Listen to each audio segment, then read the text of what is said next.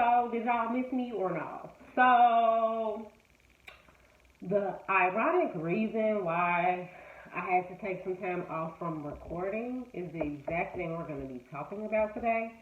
I've been having a little bit of mental health stuff going on. I really needed to take some time to take care of myself. Life has been like kicking my ass. So I wanted to make sure that I paid attention and honored my limits. Like, if I'm not in a good space, I'm not going to be in a good space to further talk, educate, share, inspire, motivate, all of that. So I didn't want to push myself and guilt myself into feeling like, I'm not staying on top of my stuff, because I've been getting views even though I ain't posted in 2 weeks. So shout out to y'all, all my new subscribers, all the people that continue to still come back and like watch my older videos, and who encouraged me to just take care of myself when I need to. Because I had a moment like this a few months ago where I was having like some guilt for not putting out as much content as I usually do. But I think my channel is finally getting to the point where it's thriving and kind of doing its own thing, even when I'm not posting as consistently as I used to. So one thing I did want to do now that I'm kind of in a better space is I could not let the month of October go by without addressing Mental Health Awareness Month and doing a total video on different factors that go into mental health, as well as talking about therapy and myths about therapy and the importance of therapy and all of that. So before I get into what I'm going to be discussing, I want to share some statistics with you guys. I did a poll probably almost about a year ago at this point on mental health on my Instagram page. So instead of just redoing that whole poll, I really want to just talk about some of the results that I got the first time I did it, because I feel like they're just as valuable. So I asked my followers, do you personally know someone formerly diagnosed with a mental disorder? I had 47 people say yes, and I had 31 people say no at the time. I asked, do you personally know someone you suspect suffers from an undiagnosed mental illness? I had 67 people say yes, and I had 12 people said no. Do you personally know someone that's an addict or a recovering addict? 52 people said yes, 24 people said no. And for anybody that doesn't know what I mean by addict, I mean somebody that deals with a substance abuse issue. So the next question was, do you personally know someone you suspect is developing an addiction to drugs and or alcohol? I had 50 people say yes, and 29 people said no. Next question was, do you personally know someone that has committed suicide? I had 19 people that said yes. I had 58 people that said no. I feel like if I was to ask that question again now, I get a lot more yeses, and that's really unfortunate. But you guys know I did a video a couple months ago on high-functioning depression and suicide, so I feel like a lot more of my followers are plagued by actually being able to identify somebody that they know that has unfortunately died due to that. The next question was, do you personally know someone that has attempted suicide? So we're not talking about a completed suicide, but actually tried to attempt. 52 people said yes, 30 people said no. The next question was, do you personally know someone that has gone to treatment and or rehab? I had 45 people that said yes, and I had 28 people that said no. The next question was, do you personally know someone that has gone to therapy? 73 people said yes, 4 people said no. Have you ever gone to therapy? I had 34 people saying yes and 45 people saying no. I guarantee if I was to ask that question again, I'm so happy that the yeses would be higher. And the last question was, would you ever consider going to therapy? And I had 68 people that said yes and 7 people that said no. So I feel like even though these results are a little older, that they're super valid. I was very grateful for the people who were open and candid enough to vote in that poll and just share that they have close dealings with people who deal with mental health issues, or they themselves are affected by them. So before I kind of get into my whole spiel, I also want to just provide some statistics. I'm a little tongue-tied. So 1 in 5 adults have a mental health condition. That's over 40 million Americans. Nearly half have a co-occurring substance abuse disorder. So for anybody that doesn't know what co-occurring means, that just means that you don't have just one thing going on, you got two. So a lot of people who deal with mental health issues, they also typically suffer from substance abuse issues as well. Black African Americans are 20% more likely to report serious psychological distress than adult whites. The most common disorders being major depression, attention deficit hyperactive disorder, and post-traumatic stress disorder, specifically due to the fact that black men and women are more likely to be the victims of violent crime. And you also have to think about the environments in which we are more likely to grow up in just due to socioeconomic status.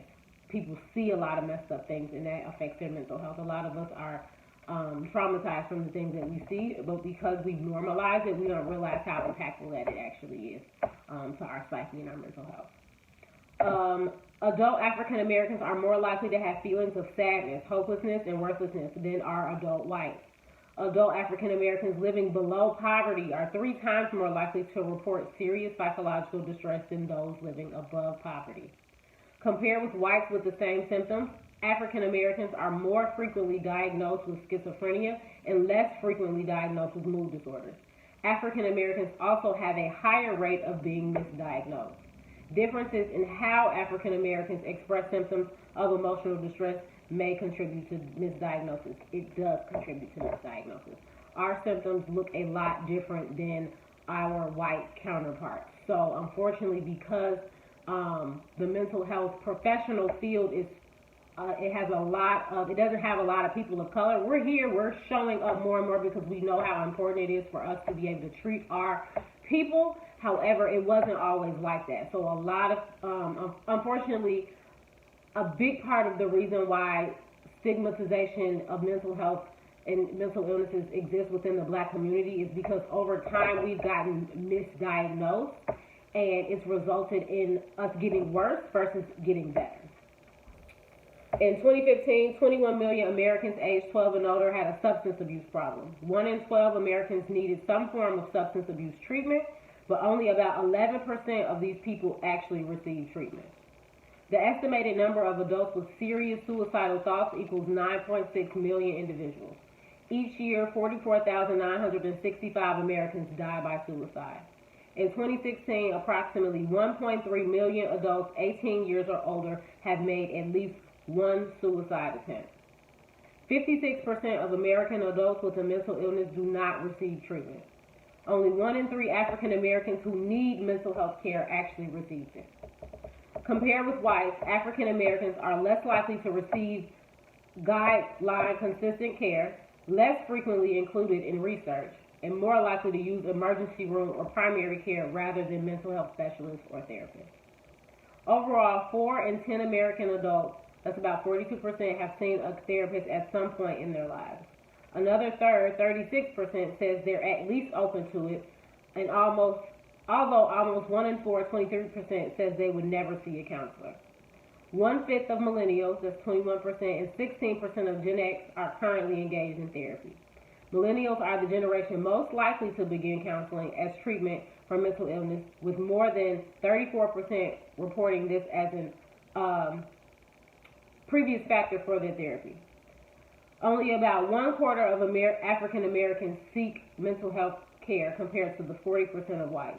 Stigma and judgment prevents black people from seeking treatment for their mental illnesses. Research indicates that African Americans believe that mild depression or anxiety would be considered crazy in their social circles. Furthermore, many believe that discussions about mental illness would not be appropriate, even amongst families. So, I really hope that those statistics just provide like a big picture of some things. I really think that we are going to be the generation that kind of changes the stigma associated with mental health. But in order to do that, we have to own our shit. We have to start breaking these generational ideals and narratives that by seeking help that means there's something wrong with us. No, that means we want to improve on the shit that's right with us and that we struggle like anybody else. So my own personal piece with this is, yes, for anybody that does not know, I am a therapist. I am a therapist that has a therapist. I have a formal diagnosis of generalized anxiety disorder. I've had bouts of depression that I've struggled with for the last few years, and it's something that's very close to me because it's personal to me. Not only do I work with people who struggle, but I'm also somebody who struggles. And I like to be very transparent about that, because as we make these things more speakable, we get put in the position where we don't shy away, or we take away the shame from talking about it. Like, that's what the issue is over time, especially in the Black community, there's just been so much shame associated with having a mental health problem, and we need to rid ourselves of that in order to help destigmatize the whole conversation around it. Going to therapy was one of the best decisions that I ever made. I was somebody who, of course, because of the field that I'm in, I always was open to it, but the reason in which I had to start going, I was in a really, tough, deep depression after a breakup. And I realized, bro, I can't do this by myself. I really want people to understand that you don't have to do it by yourself. And one of the main things that I felt like was beneficial is because I got a perspective that was not my friends, that was not my family. I'll be the first to tell you that as much as you love your friends and your family and you think that you can get through everything with them or on your own or by going to church, sometimes it's not enough. Your family and your friends, they are always going to have a biased perspective. They are always going to, they can have your best interest at heart, and sometimes what you're going to realize is sometimes they don't. Sometimes they do what they want you to do, and they tell you and push you towards that because it's what they want for you versus what would actually be best for you. So I've been in therapy for the last 4 years. The reason why it's so important for therapists to at some point go to therapy is because how do I help you work out your shit? And I ain't even worked out my own stuff. I had a conversation with some Black men who couldn't really understand why therapists would need a therapist, but why would I want to go to you? Because I'm a human being and I've worked through my shit and I'm continuing to work through my stuff. Because if you don't, what happens when you work in the mental health field, you hear so much messed up stuff. You hear so much, you hear people's trauma. You hear the unfortunate things that have taken place in their lives. And if you haven't dealt with the unfortunate things that have taken place in your life, every time you hear that, it's going to bring something up for you and you're not going to be able to treat people efficiently. So if you have a therapist who has never been to therapy, you should run, because they don't know what it's like to be on the other side of that chair. And that helps you to be more empathetic when you're doing the work. So I just want people to kind of understand that it just further shows there is not one person on this earth who could not benefit from therapy. At some point or another, we all dealt with things that we felt like we weren't going to come back from. And even though we get through those things, those situations, they leave lasting effects on us. So many people are walking this world unhealed. They got big bags of trauma, hurt, disappointment, all of this stuff sitting on their back. And you know what a therapist is there to do? They're there to help you unpack that shit. If you don't unpack it, then you're carrying it forever, and you can't heal like that. So I just want everybody to understand that even the people that you think are the strongest, even the people that are there to help you with your mental health stuff, they got to make sure that their mental health is priority. Hence what I was talking about earlier. I can't be present for anybody if I don't keep me in check. So I have to make sure I'm using my skills, the same things that I'm telling everybody else that they need to be using in order to make sure that they're taking care of themselves and their mental health. I have to take a step back sometimes and do that as well. So one of the myths that I want to talk about is that, when you go to therapy, you go just because there's something wrong with you. And that could be further from the truth. We all at some point or another deal with transitional life problems. So one of the main or more popular things I hear about people struggling with is the idea that, you graduate, you've been very successful up until that point, you graduate, and a lot of people have post-grad depression where they just get hit with this overwhelming grief of figuring out what are they getting ready to do with their life next. We spend so much of our time in school where a lot of that, when we have to sit with the fact that, it's time to go adult, that shit is overwhelming. And it weighs on us. So that's one of the more common ones that I see of just the everyday transitional type of problem. Also, when you a Black person working in all white spaces, trying to figure out how to adapt, trying to figure out how to code switch when a part of you is just always going to be you. So it's things like that. Grief, I've talked about that before, losing somebody that's close to you. At one point or another, we're all going to lose somebody that we love, because that's just the cycle of life. So making sure that we are grieving in an appropriate way. In addition to grief, you know how many people grieve? drinking, smoking, using drugs, avoiding their feelings. Like, that is the main, like, if you don't go to therapy for nothing else, go for grief, because that can put you in a very deep and dark space that is so hard to climb up out of. So that doesn't mean that you have to be in therapy the rest of your life. That means right now I'm struggling and I feel like I need to talk to somebody and get some shit off my chest. Like, that's one of the main things I think since I started life coaching, and a lot of my life coaching clients are black men, is I get so excited about giving them the space to just get stuff off their chest. Like, I could tell when they leave my sessions, they just feel lighter. They don't feel like they got this big burden sitting on them anymore. Even if that just means like venting and getting stuff off their chest and, you know, expressing how they really feel and having a space to do that. A lot of us don't have a space to do that without the fear of being judged. That's a big one. And that's one of the, again, the great things about therapy is giving you the space to get an unbiased and non-judgmental perspective on the things that you're going through. The person that you can talk to about the things that you don't want to talk to your family and your friends about because you're worried about what they're going to say to you. So that's one thing. I also want to touch on the fact that, like, African Americans, our symptoms look different. I've talked about this numerous times before, which is why we end up, unfortunately, misdiagnosed, and why black people in general don't have compassion or empathy towards our own people.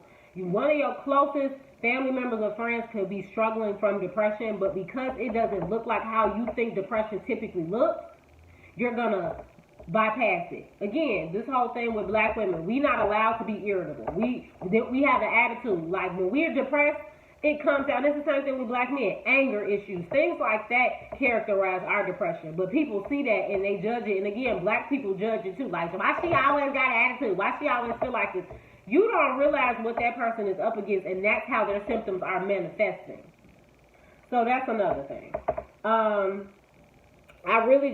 applaud. I feel like in the recent years, we've made mental health a bigger topic, but I don't like people faking the funk. I don't like the whole, you know, when somebody we care about or a celebrity dies from suicide, or, you know, somebody comes forth to say that they're dealing with a diagnosis, we all mental health matters. But then in that same breath, we turn around and we drag them. Like, I just saw the movie Joker, and one of the most powerful things that was said in that movie is the fact that he said that people expect people with mental illness to behave like they don't have one. And it's an unrealistic expectation. Like, I'm not shocked at the things that Kanye West does. Like, a lot of people drag him for it. That man is struggling with a mental illness. He could be in therapy and get medications, but there's certain things, certain characteristics that are going to come out due to what he suffers from. So, again, like, I just encourage people to be a little bit more compassionate towards people and not so damn judgmental when you see them acting in certain ways, because, again, they're dealing with something that you don't know nothing about. You don't know what it's like if you don't have that diagnosis. So I just want people to think about that, like, before you get ready to spew out, like, a negative comment or judge somebody, like, really have an understanding, if you know they have a mental health issue, that sometimes that's just how they're going to behave. That doesn't make it always excusable or acceptable. However, like, they are still struggling and working against symptoms.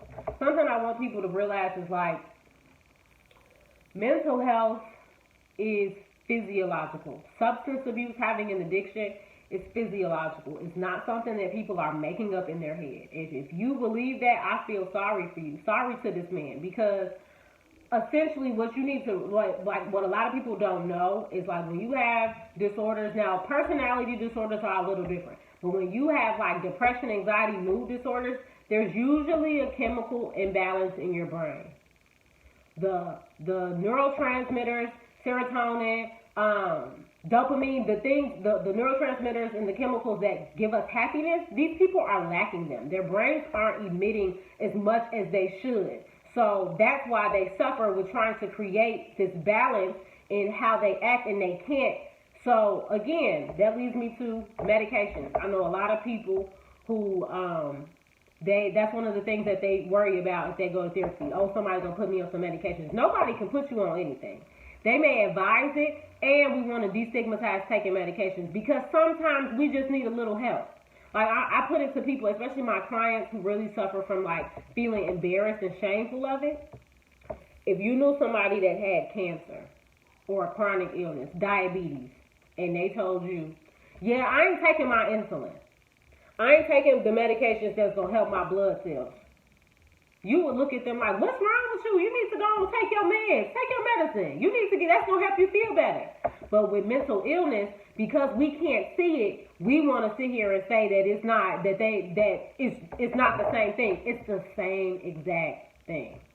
So before you think about judging somebody who takes a medication for mental health, or if you are that person, please remember, if somebody came to you and they told you that they had a chronic illness and that they weren't taking their medication, you look at them like, what's wrong with you? So yes, take your meds, okay?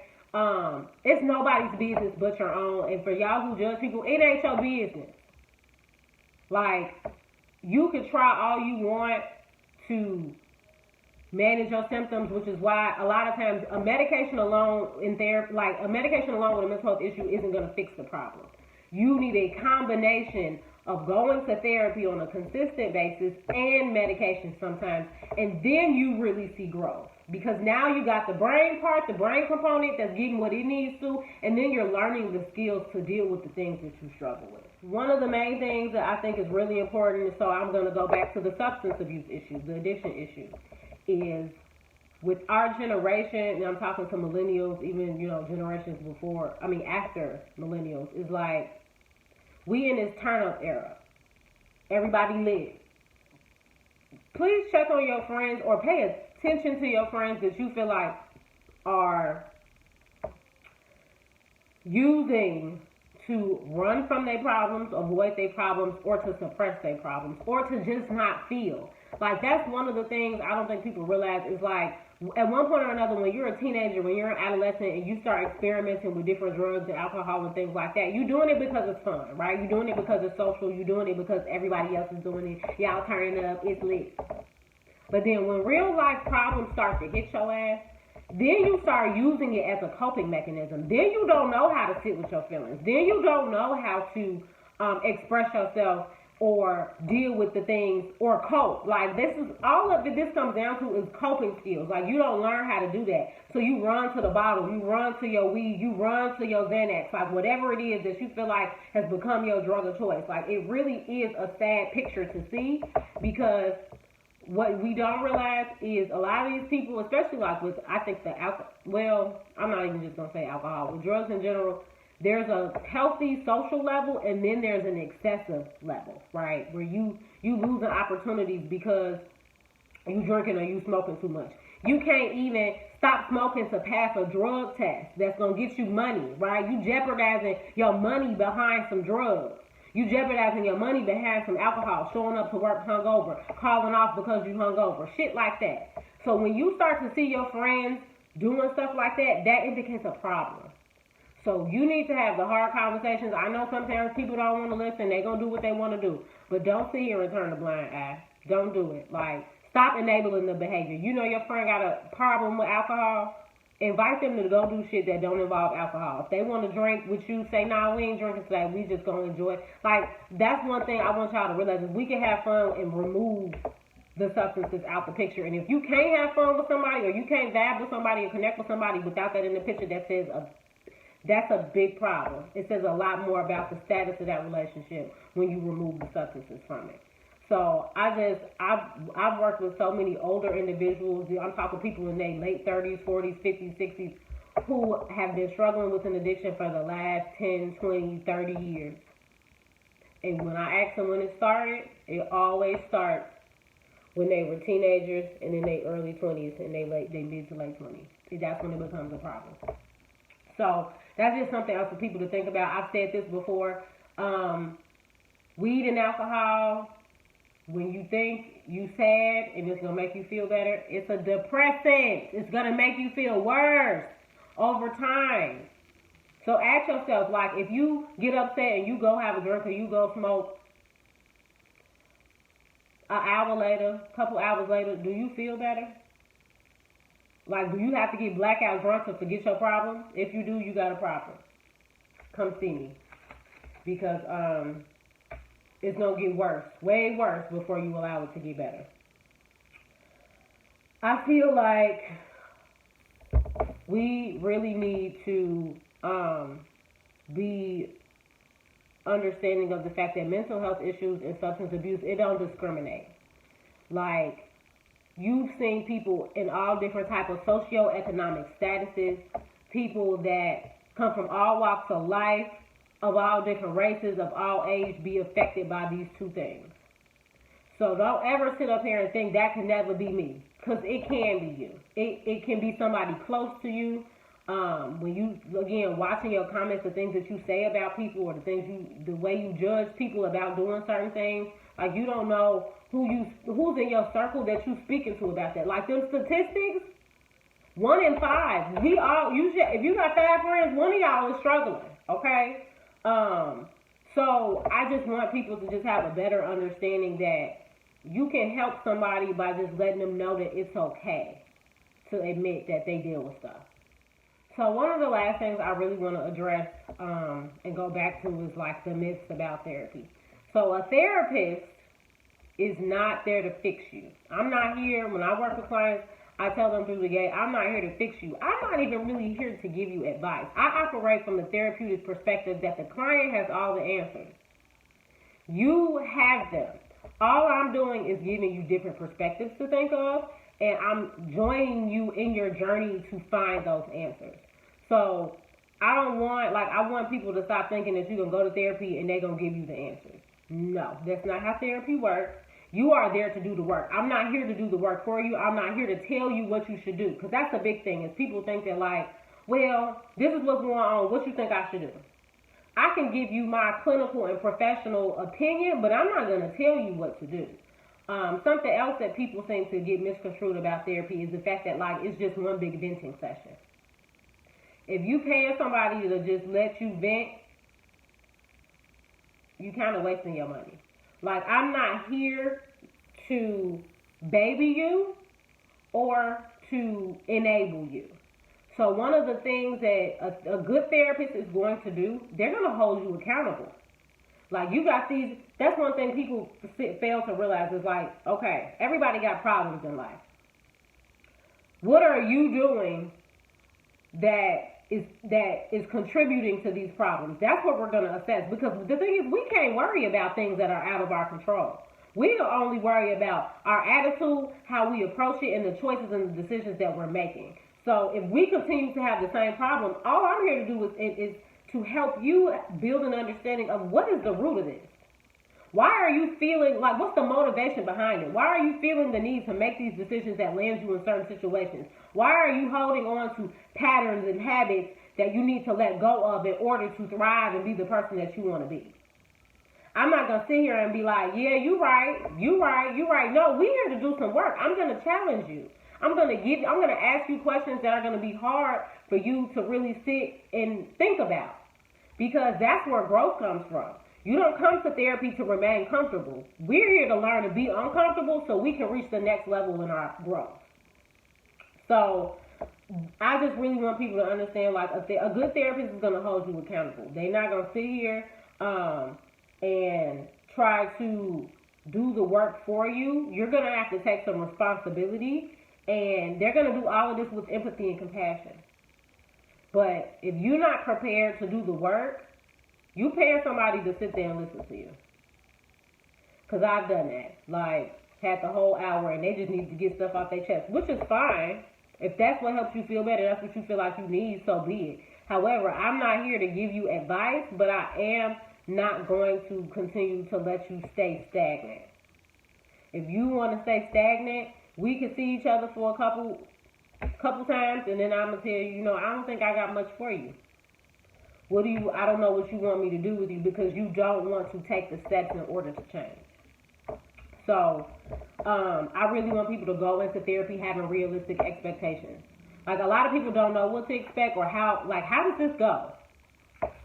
This is how it goes. You felt like you wanted to come see me for a reason.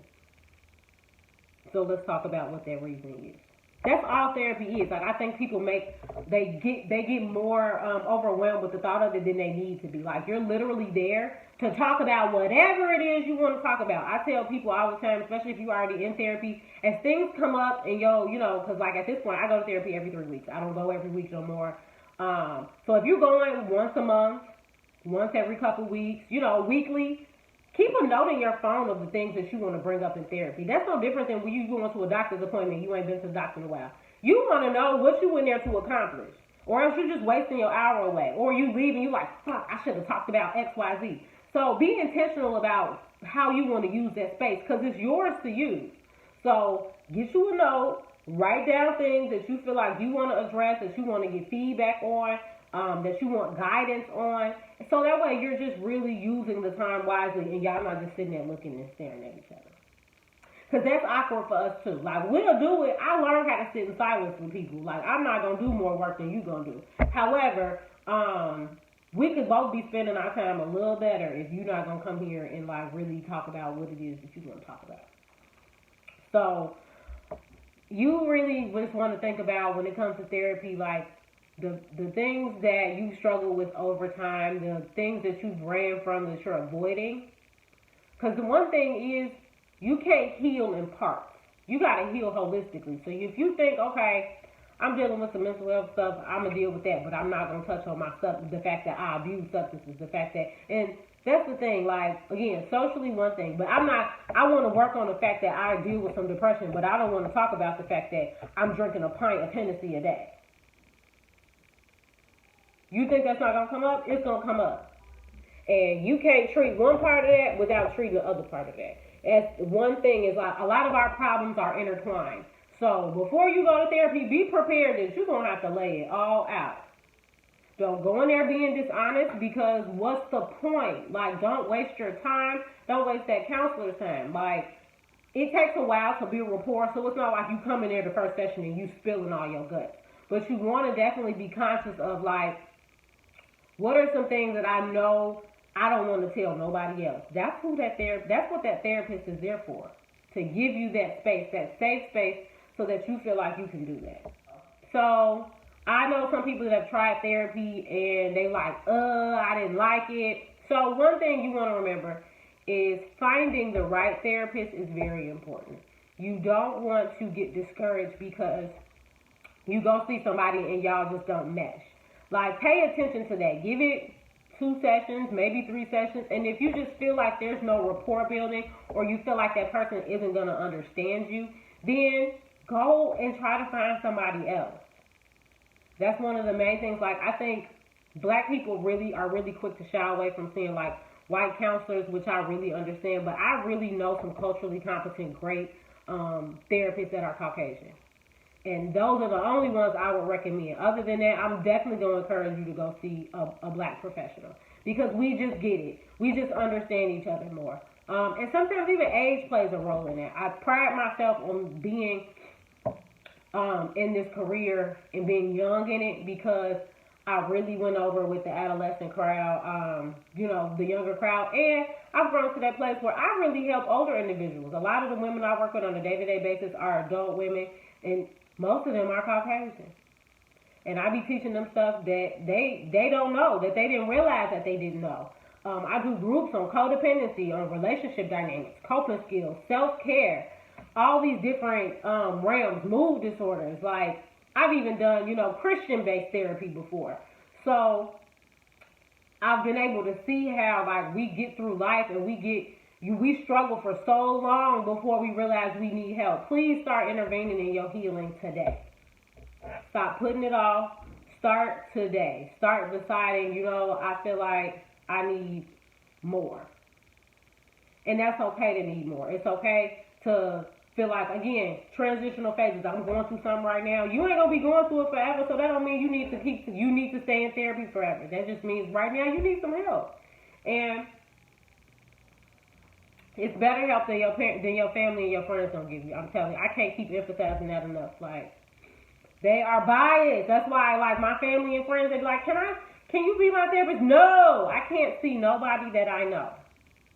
I can give you good clinical advice, but I can't be your therapist. Because how am I supposed to stay unbiased or not feel personally because I know you personally, you know? So I think that's all I got. I just wanted to really take the time and the space to let people know that it's okay to need help. It's okay to go to therapy. It's okay to talk about going to therapy. That's one thing I'm so excited to see is that a lot of us are becoming so much more open to just talking about the fact that we go to therapy. I will tell somebody in a heartbeat, I got a therapist appointment this week, and I'm excited about it. I got a lot to get off my chest. And it feels good. Like, I really want y'all to understand that, like, the first time you go and you really find a good counselor and a good therapist that you can really connect with and feel like you can trust, that's a long-lasting relationship. It was times in my life where I was doing good, where I didn't really need to go. That's why I stopped going as consistently. But then life shit would happen. Now I'm like, now we definitely got shit to work out, because I don't have this life stuff all worked out. I saw my therapist through breakups, through me being in grad school, through me graduating grad school and trying to like find my footing as an adult, through me hating my job. Like, she's seen me through so many tough phases where it's like, no, we can't stop seeing each other now. No, ma'am. You get to a point where you feel a little salty if they tell you you ain't got to come on a weekly basis, or they feel like you okay. That was my choice, but it's times where I'm like, shit, I should have made an appointment this week. I need this space. And something else that I think is interesting, when I started going to therapy, I stopped feeling the need to update all my friends on every little thing and inconvenience that happened in my life. Even when it came to men. Like, you know, you start talking to somebody new, you tell your friend because you all excited, and then the shit don't work out. Now you done told 5 friends, and I gotta go tell all 5 of them friends that it ain't work out. I stopped doing that. I don't tell my friends not until I think it's serious. I tell my therapist, though, and she be the one that I be telling like in 2 weeks, like, yeah, that ain't last, but it's cool. But that's the person I feel like not gonna judge me. That's the person I feel like, that's not to say I feel like my friends don't judge me, but that's the person I know is just gonna be like, so, it happened, how we gonna work through it? And it's a great space to have. That's the only way I can put it. So I really just encourage everybody to think about, like, what type of spaces you preoccupy when it comes to your mental health. Are you observing your limits? Are you pushing yourself past a point? Do you really need a little bit more assistance and just help figuring out life stuff? That's why I started doing life coaching. Like, life coaching is really a watered down form of therapy, but it's more acceptable. It's more acceptable to say, yeah, I'm going to a life coach than to say I'm going to a therapist. It's sad, but that's what I had to do to finesse y'all to understand, like, we're going to work through these problems. So if you want to call it therapy, you want to call it life coaching, whatever, I'm using the same skill set. So, yeah. If you're thinking about going to life coaching, don't go to no life coach that ain't no therapist. Because them people can get they certificates online from who knows who. They aren't trained in counseling techniques, interviewing techniques, therapeutic approaches and backgrounds. That's the first thing I be to tell people. Like, just because I do life coaching don't mean you go see every other life coach. I'm doing that to try to meet my people in the middle. Okay? So take care of yourself. Be careful with what you allow in your life. Be intuitive about what it is that you need. And show people love. Be compassionate. Be empathetic. And don't be so quick to judge others because they could be and probably are struggling with shit that you don't know nothing about. Alright? So y'all have a good one.